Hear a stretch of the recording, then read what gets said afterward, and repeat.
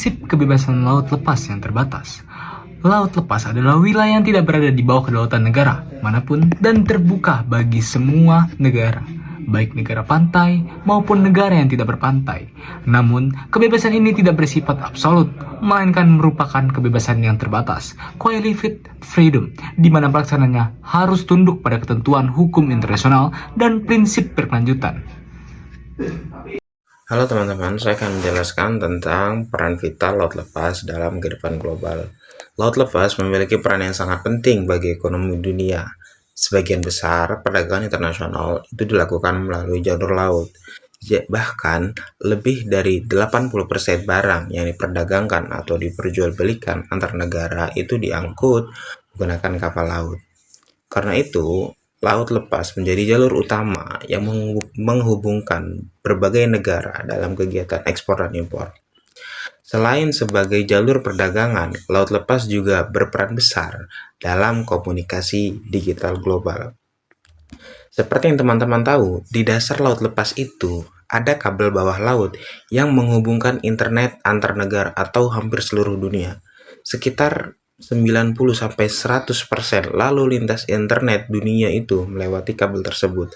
Artinya teman-teman, aktivitas kita seperti komunikasi, transaksi yang sifatnya online, kemudian media sosial, itu sangat-sangat bergantung kepada laut lepas.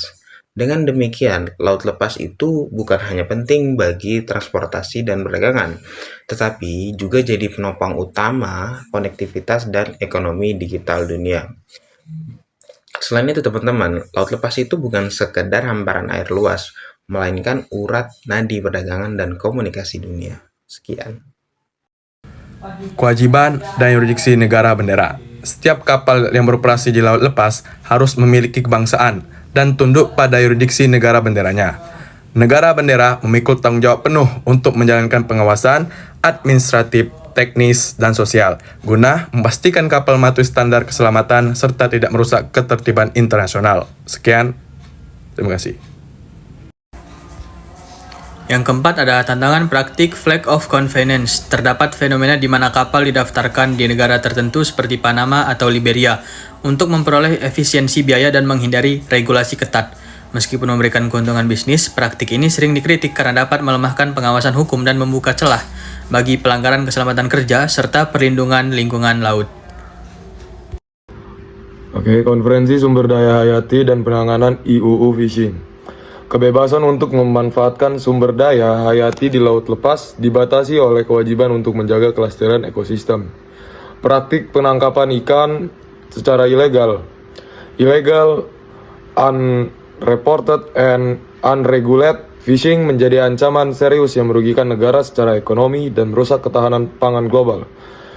Secara diperlukan kerjasama internasional yang efektif dalam pengelolaannya.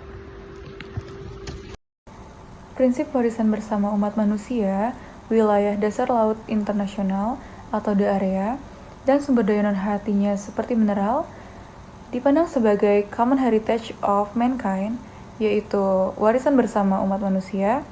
Oleh karena itu, eksploitasi di wilayah tersebut tidak dibolehkan diklaim secara sepihak dan harus dikelola secara adil demi kepentingan bersama di bawah pengawasan lembaga internasional, yaitu International Seabed Authority, yaitu ISA.